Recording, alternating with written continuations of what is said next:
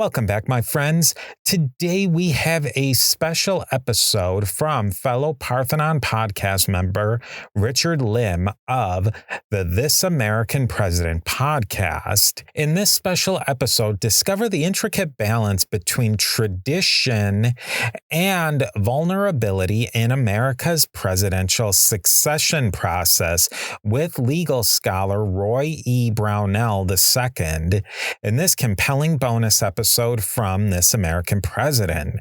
Stay informed and engaged with thought-provoking content from This American President.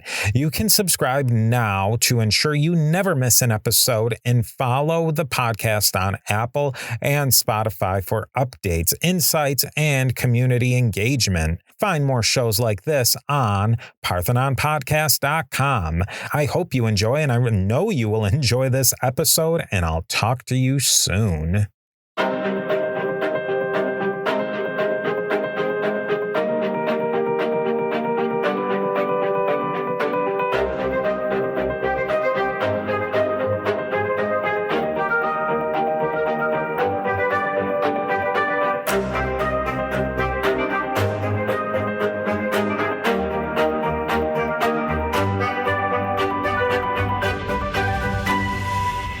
Every 4 or 8 years, the power of the presidency transfers from one person to another. This transition is a moment of great vulnerability when the nation is preoccupied and distracted away from possible threats to its security. That threat is magnified, especially during an unplanned transition, if the president dies, is assassinated, or resigns from office. 8 times in American history, a president has died in office, 4 of them by assassination. Once in American history, a president has resigned. Despite the chaos and confusion of these events, the business of the nation moved forward. The biggest safeguard against chaos during a transition comes from the U.S. Constitution, which spells out what happens when the president dies, resigns, or is incapacitated. It's called the line of succession, and it specifies who becomes president in those circumstances. So everybody knows that the vice president is next in line after the president. From there, it's the Speaker of the House, the president pro tem of the Senate, and then the cabinet. But our guest today believes that that system is flawed, that there are gaps that could lead to chaos and could undermine the legitimacy of our government in the event of a crisis. It's a scenario that has been portrayed in tons of movies and TV shows, and according to our guest, it could play out disastrously in real life. Our guest today is Roy Brownell. He's an author, an attorney, and a lecturer. He's been published in several academic journals, such as the Presidential Studies Quarterly and the Journal of National Security Law and Policy, and he served in high positions in the Senate and the State Department. And a couple of months ago, he wrote an excellent op-ed in the Wall Street Journal called How to Avoid a Presidential Succession Nightmare. So thank you for being on our show. Well, Richard, thank you for having me. It's a great pleasure. So when the Constitution was drafted in 1787, what did the founders discuss about succession? Well, at the beginning of the convention, obviously the framers had a lot on their plate. Succession was something that was important to them, but it didn't manifest itself at the very beginning of the Constitutional Convention. So, for example, the early plans of the Constitution that were put forward, so the Virginia plan, the New Jersey plan, they had no mention of executive succession. Charles Pinckney put out a plan which may or may not have mentioned succession. Most scholars seem to think that probably did not. The clearest articulation of the importance of succession, and the first to take place at the convention, was Alexander Hamilton in the plan that he presented to the delegates. His plan basically said that the president of the Senate, in this context, it would actually be a senator, that the president of the Senate would be the executive successor. Now, as many of our listeners know, Alexander Hamilton's plan was not one that was really followed very much by delegates. They viewed it as too British-centric and a little bit too much of a powerful executive. But it does seem that Alexander Hamilton's plan with respect to succession did perhaps get some traction, in that when the Committee of Detail, which was a committee that was tasked by the convention to put forward a draft constitution to sort of work from, when that Committee of Detail put forward its draft plan, it included a succession plan that was similar to what Alexander Hamilton had put forward, basically that the president of the Senate would be the successor to the executive and would take their place in the context of a death or the disability of the executive. Now, when that plan was put forward, it did prompt a fair amount of debate. So, for example, James Madison expressed some skepticism about having a senator in the line of succession in this context, the president of the Senate. He thought it would create mischief in the Senate, perhaps that his Senate colleagues might conspire maybe to keep their man in the head of the executive. So Madison was skeptical of this plan. Gouverneur Morris was also skeptical. He believed the Chief Justice would be a better successor. Hugh Williamson of North Carolina put forward some concerns, and he thought that perhaps the legislative branch should provide for occasional successors. And then John Dickinson of Delaware entered the debate and really raised two poignant questions that sort of would echo down through the ages with respect to succession and disability. He basically said, with respect to the Committee of Detail plan, he said, what is disability and who shall determine it? And those questions I suspect we'll probably come back to in the podcast. Later in the Constitutional Convention, the Committee on 11, which had been tasked with resolving a number of unsettled matters, presented a revised succession plan. This involved a president and a vice president. This is the first formal occasion when the vice president sort of appears in the Constitutional Convention. That's the report of the Committee of 11, basically having the vice president be the president of the Senate. So in some sense, that Hamiltonian sort of thinking process sort of may well have found its way into the draft here at this point as well, that the vice president would be made president of the Senate and the vice president would be the successor to the president. This also prompted some debate among the delegates. Edmund Randolph offered an amendment that was similar to the Williamson concerns earlier. He thought that the legislature should be able to provide for additional successors with one minor modification.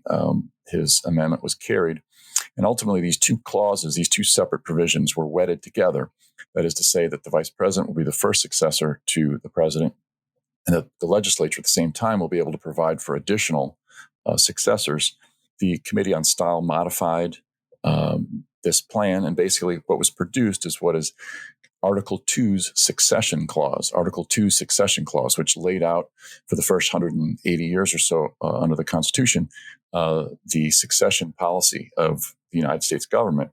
It basically names the vice president as the successor to the president if the president should die, resign, be removed, or suffer from inability. At the same time, it also authorizes Congress to name a successor if both the president and vice president are either resign, removed, die, or suffer from incapacity. So I would note that the framers were farsighted in, of course, providing for succession, but there was some ambiguity and some ambiguities in their handiwork. Four in particular. One is these questions by John Dickinson remained in the text and would sort of bedevil succession for quite some time. That is, what constitutes inability and who decides it? Second issue is, does the vice president actually become president if the president dies, or does he just become acting president? It sounds like sort of an academic question, but as I think we'll talk about some of the history involved, it proved to be a very tangible concern. Another concern is what happens if there's a vacancy in the vice presidency? There was no provision to fill a vice presidential vacancy, which obviously the vice president is the first line of defense in the succession in that respect. And the fourth question is, the succession clause basically says that Congress is authorized to delegate to an officer, keyword officer, what officer shall serve as acting president in the case of the resignation, removal, death, or inability of both the president and vice president. So the Constitutional Convention produced this work, did not prompt a lot of debate in the ratification debates. There was a brief mention of it in the Federalist Papers by Hamilton, but generally there were other matters that seemed to occupy people's attention at the time. So it's interesting to me that it wasn't obvious that the vice president would be the successor initially because Hamilton proposed the president of the Senate. You mentioned the Chief Justice. Had the founders already settled on creating a vice presidency at that point? To us, it's obvious that the vice president becomes president if the president dies. Well, that question is, it seems like that the intentions of those at the convention, once the vice president had been created, by the Committee of 11. And again, the vice president met with the concept met with some skepticism by the framers, but they ultimately accepted it at the convention. But there's some ambiguity as with regard to whether or not the vice president actually becomes president or becomes acting president. It seems like from the text of the Constitution, other clauses would seem to indicate, and then the intentions of the framers would seem to indicate that the vice president would have only become the acting president. So that seems to be the generally the better argument of the two. However, history would prove otherwise, as we may get to with the case of the first succession down the road. So history sort of resolved it in favor of the vice president actually becoming president, but the framers' intention in the text itself and then subsequent amendments, the 12th Amendment, all seem to point toward the vice president only being acting president in case something happens to the president. Steve here with a quick word from our sponsors. Right. So the Constitution basically allowed for Congress to kind of flesh out what the succession would look like. So there's a law passed and signed by President Washington in 1792, a Succession Act. So how did Congress flesh that out through that particular law? Yes, obviously when the government was established in 1789 and when the first Congress convened and the Washington administration was put into place, they had a lot of blanks to fill in. You obviously had the Constitution, which was sort of the skeletal structure, and Congress and the first administration had to put some sort of flesh on the bones through precedent and legislation. They didn't immediately get to succession, but they ultimately did in 1792.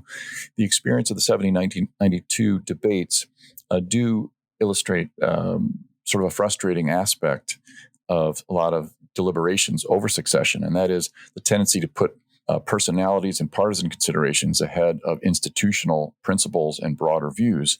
So in the case of the 1792 debates, pretty quickly there was a dispute that emerged over which office should become the primary successor. Should it be the Secretary of the Treasury, which at the time was held by Alexander Hamilton, and a position that was held, not surprisingly, by those who supported Alexander Hamilton, sort of the pre-Federalists, I guess you could say. I don't know if the Federalist Party could be said to be formally created at this point, but adherents of Hamilton believed that the Secretary of Treasury should be the successor after the Vice President. On the other hand, those who were followers of the Secretary of State, Thomas Jefferson, believed that the Secretary of State should be the successor.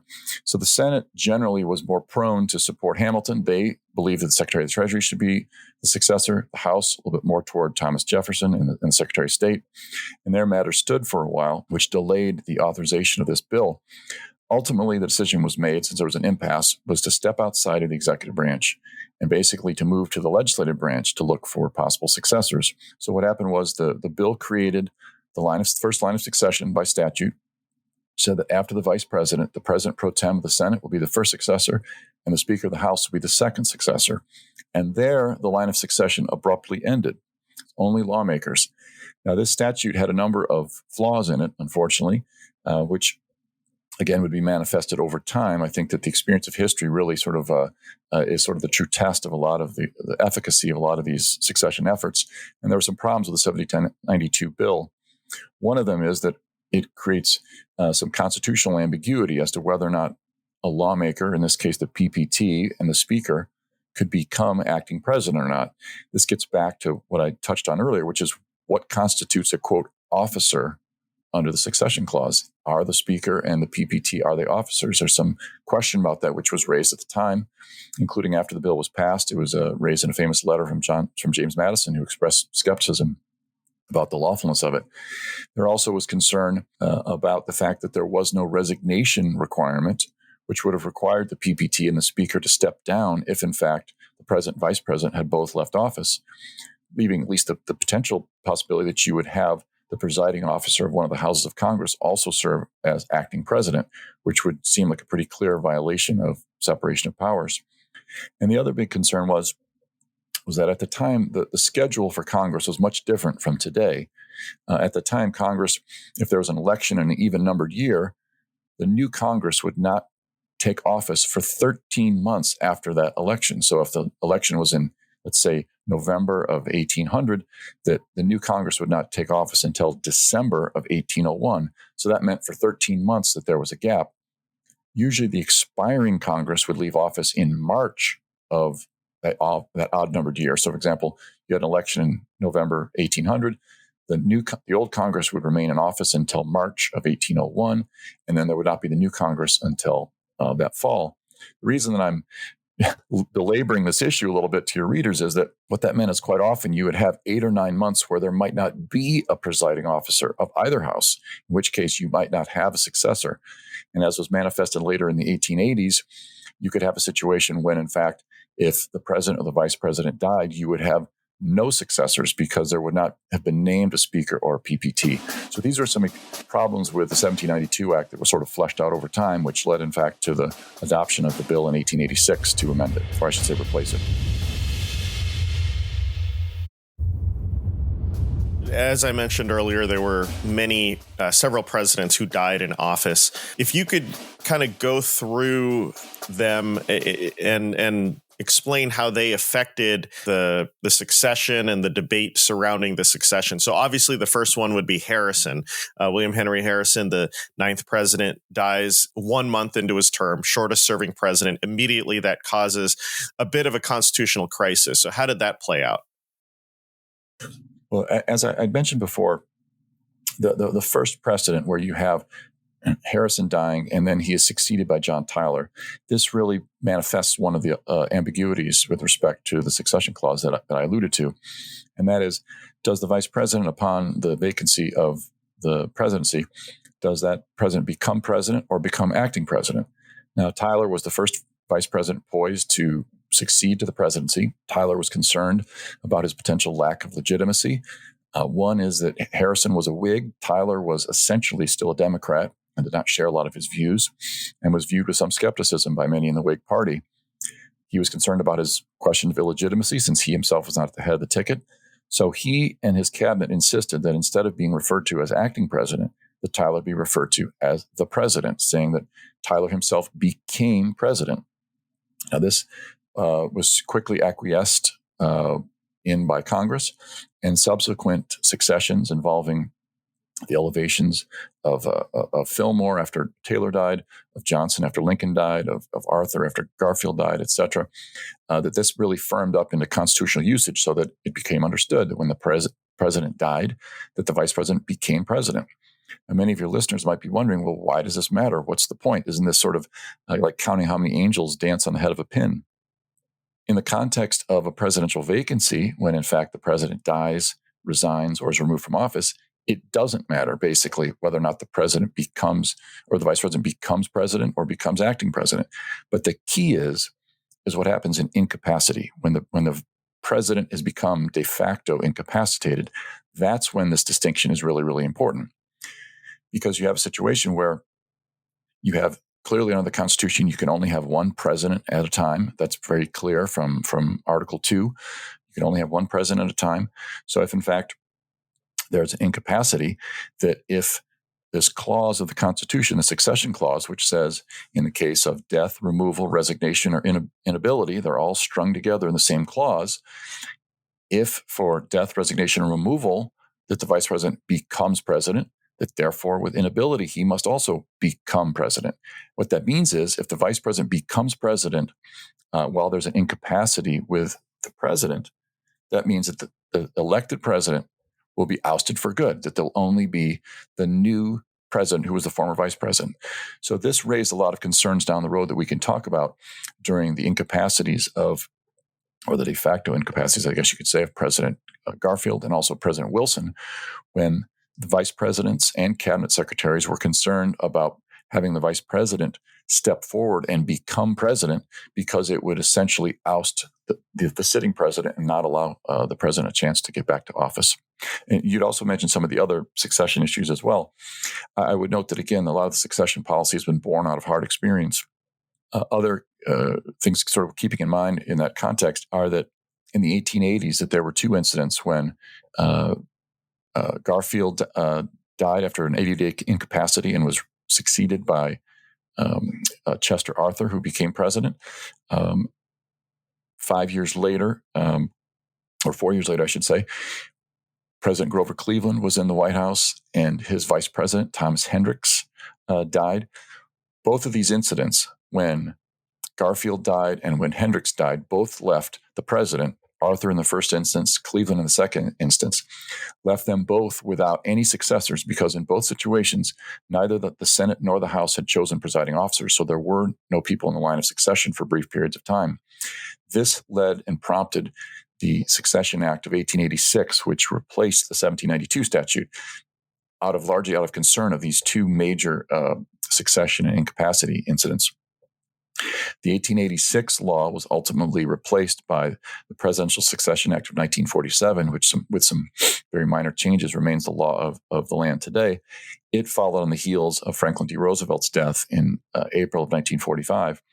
And of course, you have the 25th Amendment, which was adopted in the mid-1960s, which followed on a series of serious illnesses by President Eisenhower and then the assassination of John F. Kennedy. So you can see that quite often that succession policy will be revised if there's an incident that has taken place with the president. Now, that's not always the case. There's an important reform that took place in the 20th Amendment, which was adopted in 1933, which involved a pre-inauguration succession matter. But that seems to be the exception that proves the rule. It's hard to sort of think forward, and in a long-term context, it seems like policymakers usually are reacting to a crisis that's taken place. Yes, and that's usually how things work, right? It isn't until a crisis happens that people kind of get jolted into the concerns of what a given issue. So you brought up the Succession Act of 1886 and 1947. Can you walk me through how those changed the process? In 1886, as I had mentioned, that the major concern at the time, first of all, you had the concern about Arthur, of course. About Garfield being incapacitated for 80 days after he was shot. But in particular, the concern was that after Arthur became president, there was no successor. The same took place with respect to Cleveland. After Thomas Hendricks died, that there were no successors in either House of Congress.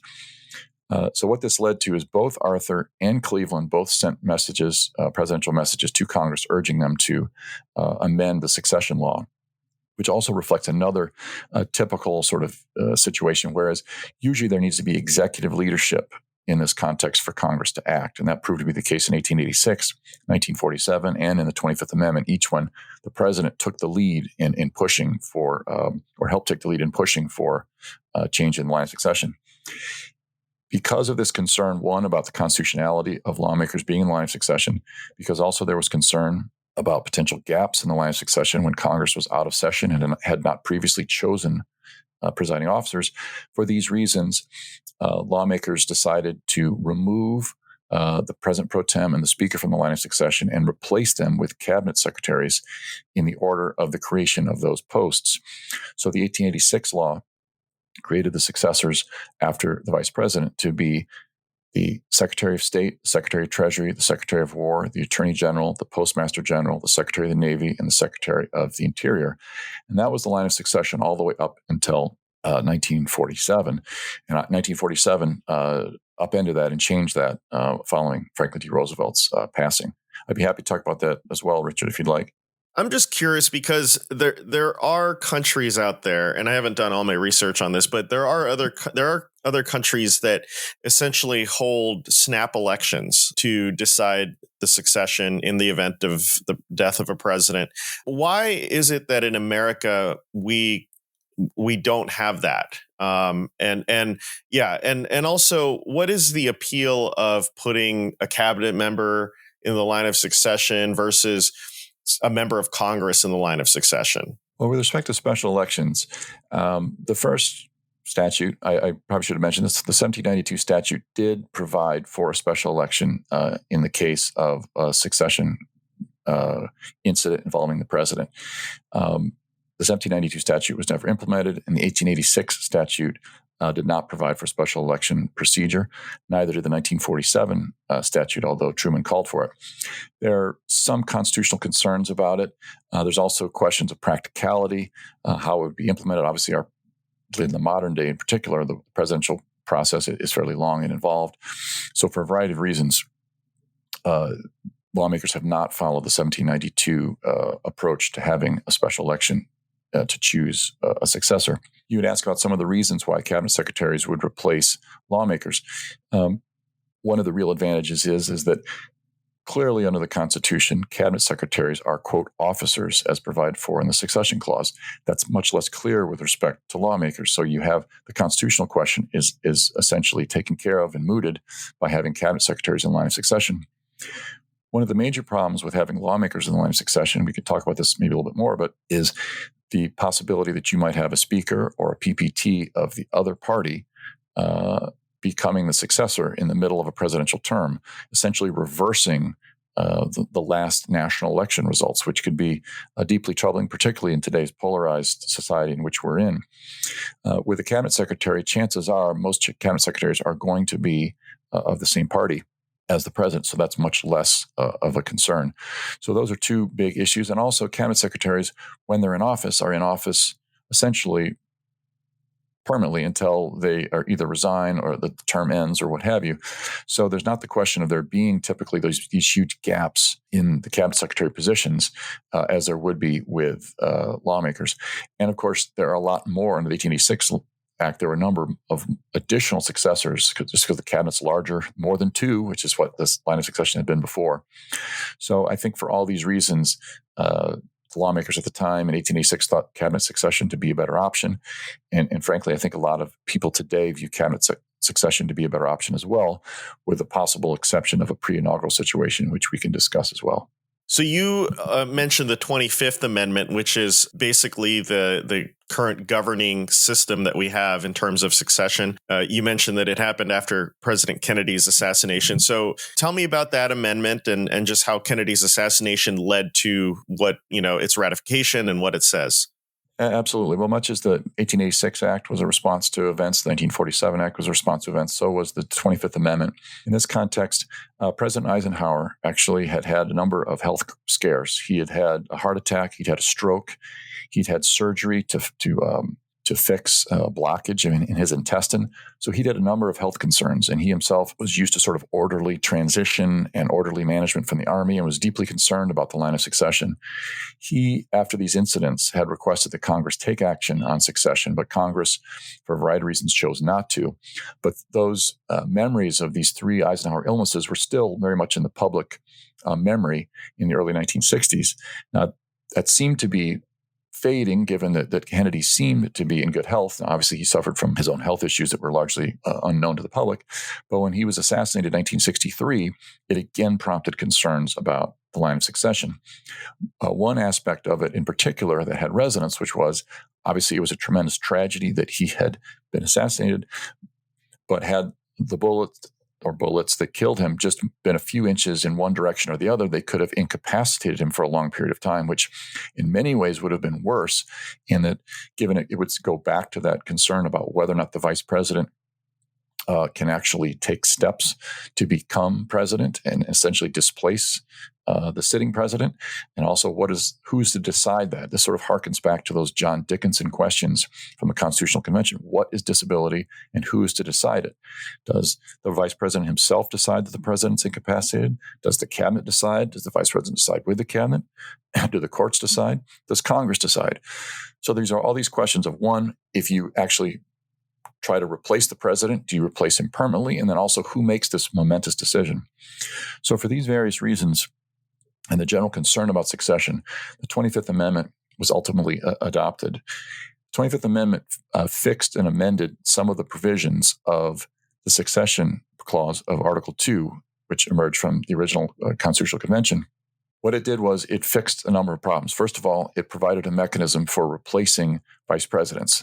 I'd mentioned, but one of the problems coming out of the convention was that there was no means of filling a vice presidential vacancy. Under the 25th Amendment, there is a mechanism whereby the vice president can be replaced. That is to say that the president can nominate a vice president, and that nominee needs to receive the confirmation and approval of both houses of Congress. This has been implemented on two occasions: when Richard Nixon nominated Gerald Ford in the mid-1970s, and then when Gerald Ford nominated Nelson Rockefeller, and both were confirmed. And that was relatively quickly. That was very soon after the ratification of the amendment. Absolutely. It was very fortuitous that amendment was in place, because in rapid succession, there was a need for it. It really was very fortuitous. So the 25th Amendment resolved the question of what to do when there's a vice presidential vacancy. And it also addressed the question of inability, the question of essentially who decides inability. And what it did was it basically came up with two mechanisms. Basically, if the president believes himself to be incapacitated and is willing to acknowledge it himself, the president can submit a letter to Congress basically saying that he is suffering from an inability and that he is turning over his powers and duties to the vice president. Whenever the president subsequently believes that he has regained his capacity, he then submits another letter to Congress basically saying, I have regained my capacity and I'm now regaining the powers and duties of office from the vice president. This voluntary acceptance of incapacity is also one that has a number of precedents. Many of your listeners may be aware that in the mid-1980s, 1985, when President Reagan had polyps removed from his colon, he assigned his powers and duties to George H.W. Bush. Twice during the Bush 43 presidency, Bush assigned his powers and duties to Cheney when he had 2 colonoscopies. And recently in 2021, President Biden assigned his powers and duties to Vice President Harris.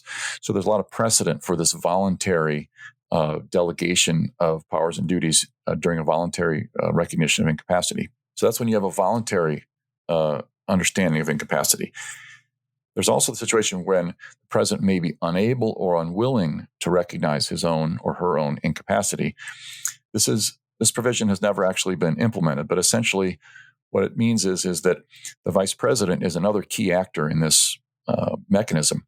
If the vice president and a majority of the cabinet secretaries, or if there's a subsequent legislation created by Congress creating a different body, but as of yet, Congress has not done so. So under current law, it's the vice president and a majority of the cabinet secretaries. If they decide that the president has lost his capacity, they send a letter to Congress basically saying that the president is no longer has his capacity, and the vice president will subsequently exercise the powers and duties of the presidency as acting president. Now, the president can subsequently send his own letter to Congress to try to regain his powers and duties. And if the vice president and the cabinet disagree, they can send their own letter, in which case then both houses of Congress will need to decide whether or not the president has regained his powers and duties. The clear presumption is in favor of the president regaining his powers and duties. The vice president and the cabinet have to have 2/3 in both houses vote with them in order to essentially ensure that the president does not regain his powers and duties. So it's a 2/3 vote that the cabinet and the vice president have to achieve in the House in order for the vice president to remain acting president. And this cycle can be repeated if need be, although I would suspect it would be pretty traumatic were it to occur. It has never occurred in our history. There has been some talk of it. There was some concern that perhaps this should have been done when the assassination attempt against Ronald Reagan in 1981, which was an unexpected incapacity. There was a lot of public agitation for this to take place with respect to President Trump on a few occasions, but it has never actually been implemented. But the vice president is a central figure in this. In fact, he's an indispensable actor under the 25th Amendment in the incapacitation determination process. Steve here again with a quick word from our sponsors. So you've already alluded to some of this just right now, but what do you think are the flaws with the current system, and what are the solutions that you have to offer? Well, I think that there's a number of flaws with the system. I think that under the current succession law of 1947, which overturned the 1886 Act, 1947 Act replaced cabinet succession essentially, or modified it by putting lawmakers back at the head of the line of succession, right behind the vice president.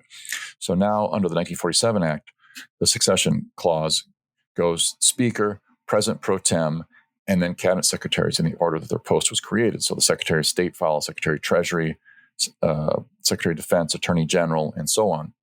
The 1947 statute also introduced a mechanism that's also been called the bumping or the supplantation provision. Again, with the idea being that President Truman, when he requested that the 1947 Act be adopted, President Truman really believed that it was important to have elected officials, the Speaker and the PPT, be in the line of succession. He was concerned that having a cabinet secretary who essentially was appointed by the president with no direct link to the electorate, and the only check being the advice and consent of the Senate, he felt that was improper and that you should have an electoral link. With that in mind, he wanted to have the Speaker and the PPT, both of whom had been elected by either their district or their home state, and also by their colleagues in either the House or the Senate, that was the next most democratic office to have in the line of succession.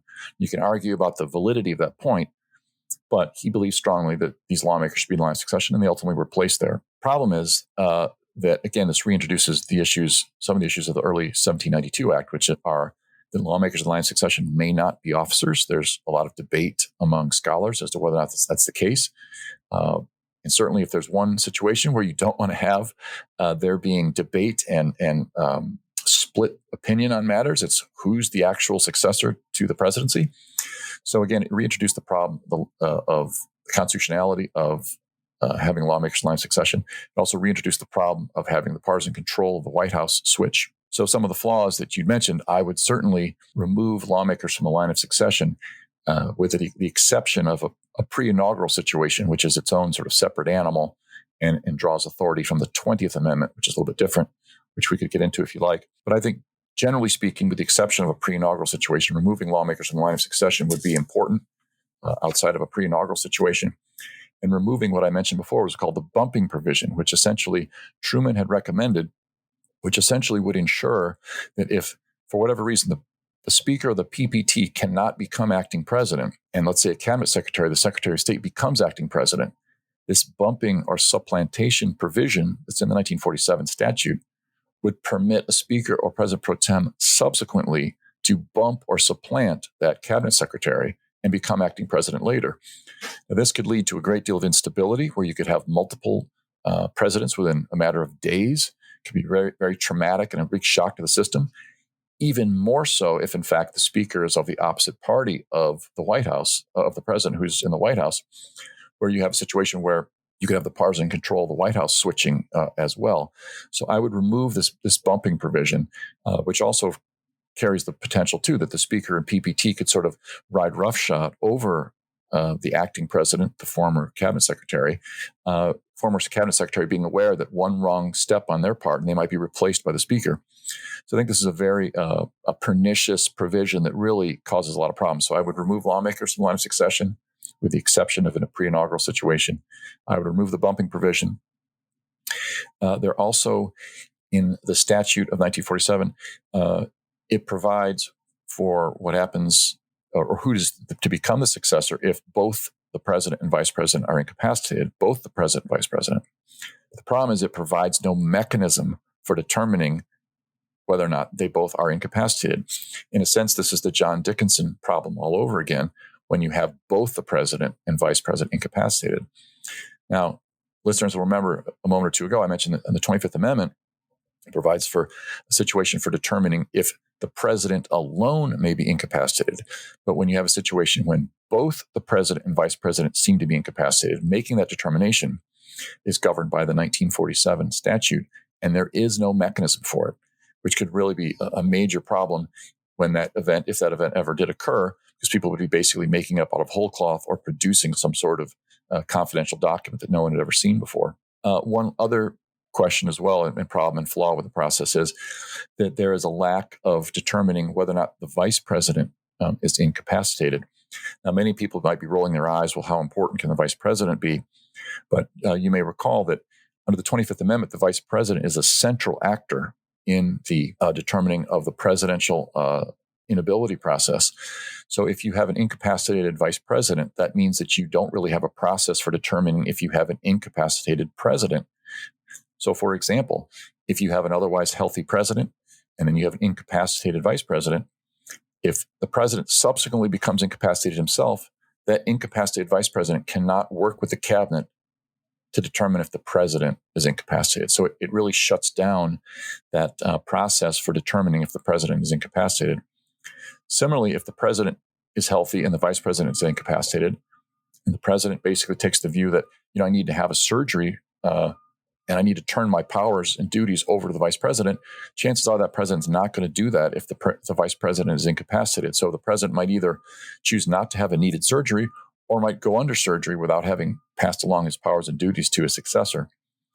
And of course, there's also the problem of if you have a healthy president and an incapacitated vice president, if something suddenly happens to that hitherto healthy president and that president dies, you would have an incapacitated vice president becoming suddenly an incapacitated president, and there being no vice president to trigger the 25th Amendment process to declare that incapacitated president disabled. I think another couple flaws in the system, too, is that it's very DC-centric in that were something to happen to the nation's capital, where most of the successors work. Obviously, the speaker and the PPT sometimes go back to their home state, and obviously cabinet secretaries travel, vice presidents and presidents travel. But if something were to happen to the capital city, there's a good chance that many or potentially all of the successors could be killed or disabled.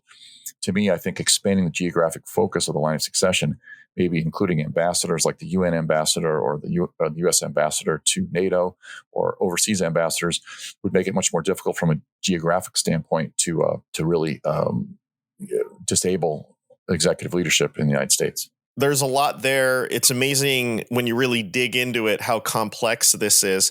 But I guess it should be complex because we're dealing with the nation's highest level of governance, and ensuring continuity is a great challenge. That was a great breakdown, by the way. One thing I'm curious, so you said you would remove other elected officials from the succession. Is that right? Is that what you said? I would suggest that other than in a pre-inaugural situation, which is under the context of the 20th Amendment, that I would remove the speaker and the PPT from the line of succession because of constitutional concerns about a switch in party control of the White House, and also the fact that presidents pro tem quite often can be very aged. They're not selected to be actually the leaders of the Senate. And quite often, such as you have examples like Strom Thurmond, Robert Byrd, et cetera, where you have very aged presidents pro tem who may not be in the best position to be successors. So for those reasons, I would, with the exception of a 20th Amendment context in pre-inaugural situation, I would remove lawmakers from the line of succession. And go straight to the cabinet. Is that correct? Go straight to the cabinet as it did before. Have it go through the cabinet, and then following the cabinet, then I would add a number of ambassadors to add some geographic dispersal to the successors. I guess someone like Harry Truman would counter that this isn't democratic because it goes to people who are appointed, not elected by the people. Is there any talk of, say, elected officers from the same party as the president, or does that just get too complicated to figure that all out? That would be that is a little bit complicated, but essentially the problem is the definition in a non-pre-inaugural situation is the definition of the term officer. The term officer is the key consideration outside of a pre-inaugural situation. And there's some question whether or not the speaker and the PPT are officers in the sense as in the succession clause. I mean, clearly the speaker is an officer in some contexts, but maybe only a legislative officer, which may not fall under the definition of Article 2, which governs executive branch matters by and large. So there's a constitutional concern with having the speaker and the PPT. They may not be officers. If you go to lawmakers who are not even officers, legislative officers, for example, just garden variety senators or House members, you have an even more difficult argument to make the case that they are in fact officers and would be constitutionally eligible to succeed to the presidency in most contexts. Now, you've heard me say a couple times about the 20th Amendment. The 20th Amendment deals with a situation, either the 2 to 4 or 5 week period preceding the inauguration. In that context, which is governed by the 20th Amendment, not by Article 2, that actually authorizes any person to be the successor. So that is much broader. And in that context, that narrow context, every 4 years in a pre-inaugural situation, Congress could designate a person, and that person could be any lawmaker or, in fact, even private citizens, theoretically. So it is a much broader delegation of authority to Congress in a pre-inaugural situation than it is outside of a regular situation. But in the situation of a pre-inaugural, you could, to your suggestion, designate the successor to be of the same party of the person who won the previous national election. And that's very, very important to prevent partisan control of the White House from switching.